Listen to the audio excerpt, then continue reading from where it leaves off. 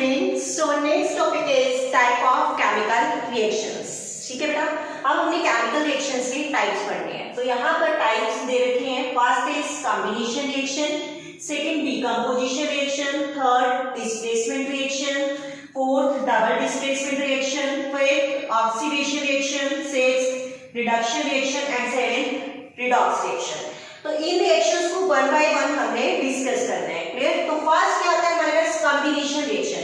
Combination reaction का मतलब क्या है? कॉम्बिनेशन मतलब कंबाइन होना. ठीक है, तो इसको हम कैसे समझेंगे? देखिए कि जब यहाँ पर दो या दो से ज्यादा रिएक्टेंट कंबाइन होते हैं और आपको एक सिंगल प्रोडक्ट देते हैं. ये क्या है?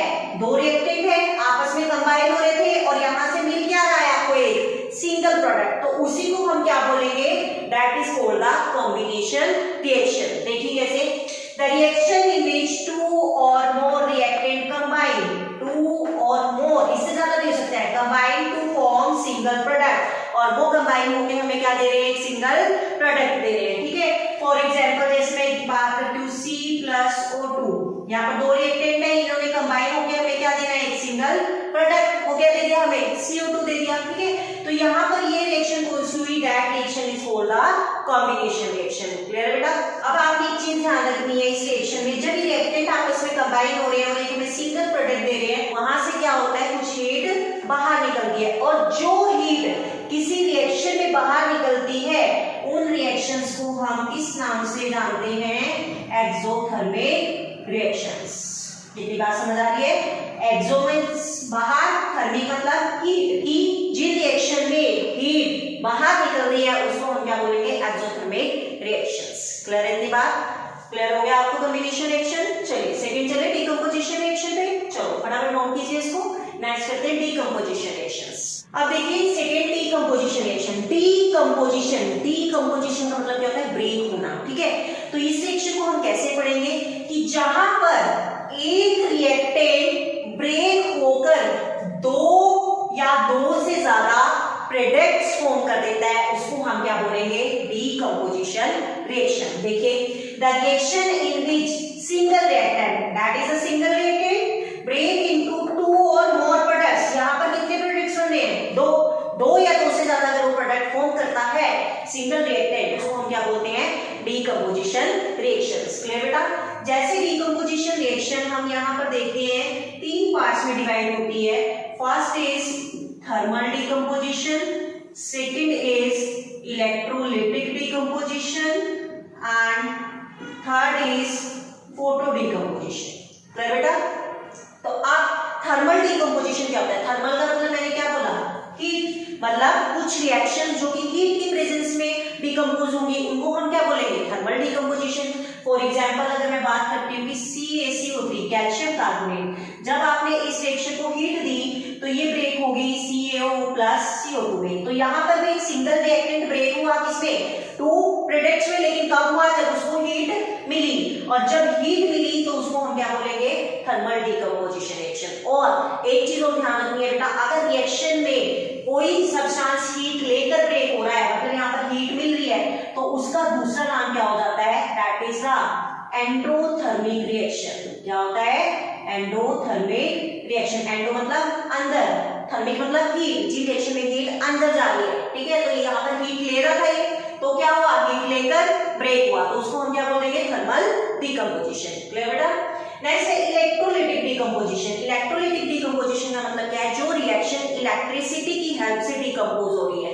ठीक है, फॉर एग्जांपल अगर मैं बोलती हूँ H2, ये ब्रेक होगा बेटा H2 प्लस O2 में with the help of electricity. इसको बैलेंस कर दो. यहाँ पर सिंगल ऑक्सीजन है तो यहाँ पर मैं क्या कर देती हूँ? हाफ, ताकि इससे कैंसिल हो जाए, सिंगल ऑक्सीजन हो जाएगा. ठीक है, तो ये होगी इलेक्ट्रोलिटिक डिकम्पोजिशन रिएक्शन. नेक्स्ट है फोटो डिकम्पोजिशन. फोटो का मतलब क्या होता है? लाइट. कि जो रिएक्शन लाइट की प्रेजेंस में डिकम्पोज होती है उसको हम क्या बोलेंगे? Photo decomposition reaction. ठीक है, फॉर एग्जांपल अगर मैं बात करती हूँ AgCl, ठीक है, सिल्वर क्लोराइड, जब आप इसको लाइट प्रोवाइड करोगे तो ये डिकम्पोज हो जाएगी Ag प्लस Cl2 में. इसको बैलेंस कर दो. यहाँ पर Cl2 दो है, Ag दो हो गए तो ये दो हो गए. ठीक है, बैलेंसिंग मैंने आपको समझाई दी है पहले पिछले लेक्चर्स में. ठीक है, तो यहाँ से ये क्या होगी? Photo decomposition. की लाइट की टाइप्स की होती हैं। क्लियर है बेटा? तो क्या होंगे decomposition reaction? In which one या in which single reactant break into two और more products, that is called the decomposition reaction. Clear है? चलिए नेक्स्ट पे डिस्प्लेसमेंट रिएक्शन। चलो फटाफट नोट करो इसको, फिर डिस्प्लेसमेंट रिएक्शन करते हैं। नेक्स्ट देखिए बेटा, नेक्स्ट है आपके पास डिस्प्लेसमेंट रिएक्शन। ठीक है, डिस्प्लेसमेंट रिएक्शन, डिस्प्लेस का मतलब क्या है? हटाना।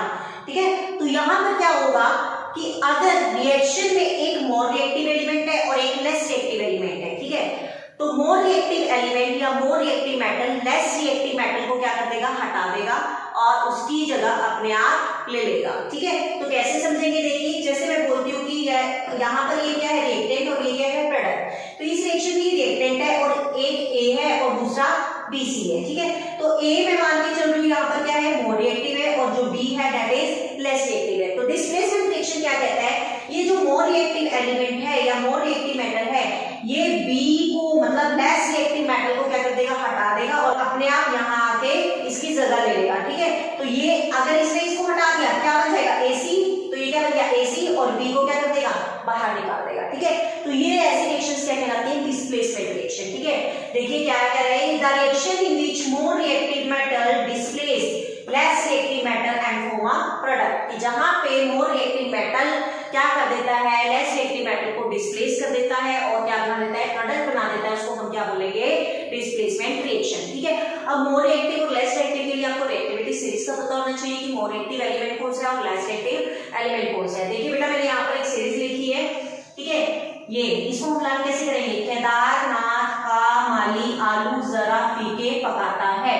ठीक है, और यहाँ पर मैंने इसको अलग से मतलब ये हाइड्रोजन के नीचे ही आ रही है। ठीक है, यहाँ पर स्पेस नहीं था तो मैंने आगे लिख दिया हाइड्रोजन के नीचे आगे क्या है? छाप। छाप इसको अलग से अलग कर लो। ठीक है, K potassium, Na sodium, Ca calcium, Mg magnesium, Al aluminium, Zn zinc, Fe iron, Pb lead, H hydrogen और C यहाँ पर है कॉपर, H क्या है? मरकरी, Hg से रिप्रेजेंट करते हैं। A क्या है हमारे पास यहाँ पर? सिल्वर और A क्या है आगे? Au दैट इज गोल्ड और P क्या है? प्लेटिनम।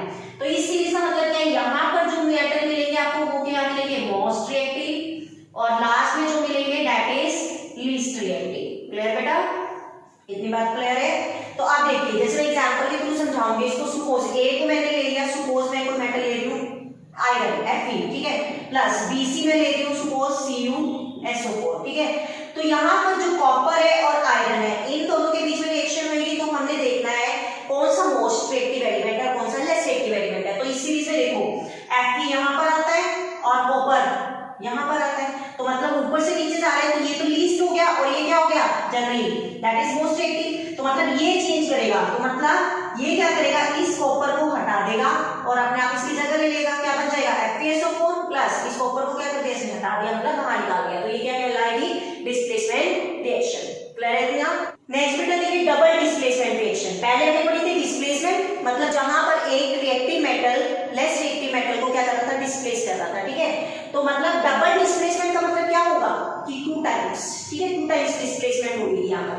तो डबल डिस्प्लेसमेंट रिएक्शन का मतलब क्या होता है? व्हेन द 2 डिफरेंट एटम, जब 2 different atoms displace each other, displace कर रही हो एक दूसरे को, तो उसको हम क्या बोलेंगे?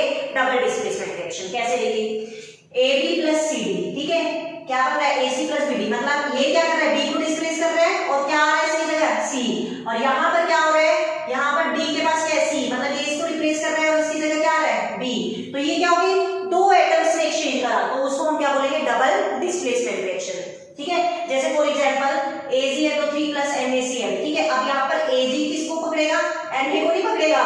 ठीक है, ये नहीं है कि AgN लिख दिया, आपको थोड़ा सा फॉर्मूला आना चाहिए। ठीक है, AgNO3 प्लस NaCl आप इस तरीके से ले सकते हो, Ag पॉजिटिव NO3 नेगेटिव होता है, Na पॉजिटिव और Cl नेगेटिव होता है। पॉजिटिव किसके साथ कंबाइन करेगा? नेगेटिव के साथ। तो यहाँ से क्या बनेगा? AgCl, ये पॉजिटिव नेगेटिव के साथ, तो मतलब NaNO3। ठीक है, मतलब ये क्या है? सिल्वर नाइट्रेट ने जब सोडियम क्लोराइड के साथ रिएक्ट कराया तो इसमें क्या बनाया? सिल्वर क्लोराइड और सोडियम नाइट्रेट। तो बेटा जो ये सिल्वर क्लोराइड बना है, ये देखो मैंने नीचे एरो डाला हुआ है, तो ये जहां पर एरो डाला है तो इसका मतलब होता है कि प्रेसिपिटेट्स फॉर्म करती है, मतलब ये जनरली सॉल्युबल नहीं हुआ। ठीक है, तो मतलब यहाँ पर ये साइन किसका है? प्रेसिपिटेशन का। तो यहाँ पर कौन से कलर के प्रेसिपिटेट बनते हैं? व्हाइट कलर के प्रेसिपिटेट बनते हैं सिल्वर क्लोराइड के। क्लियर है? तो ये आपके पास डबल डिस्प्लेसमेंट रिएक्शन। अब जो ये ऑक्सीडेशन, रिडक्शन और रिडॉक्स रिएक्शन बचे हैं ये हम नेक्स्ट लेक्चर में डिस्कस करेंगे क्योंकि यहाँ पर वीडियो बहुत लंबी हो जाएगी। अकॉर्डिंग में प्रॉब्लम आती है बेटा, ठीक है। तो अब ये नेक्स्ट लेक्चर में डिस्कस करते हैं। होप सो आपको ये 4 टाइप्स ऑफ रिएक्शन जो हमने अभी बताई है, कौन कौन सी, combination, decomposition, displacement and double displacement, आपको क्लियर हो गई होगी बेटा। कोई भी प्रॉब्लम होती है you can do comment and ask, ठीक है। नेक्स्ट लेक्चर हम नेक्स्ट वीडियो में डिस्कस करते हैं। Okay, thank you.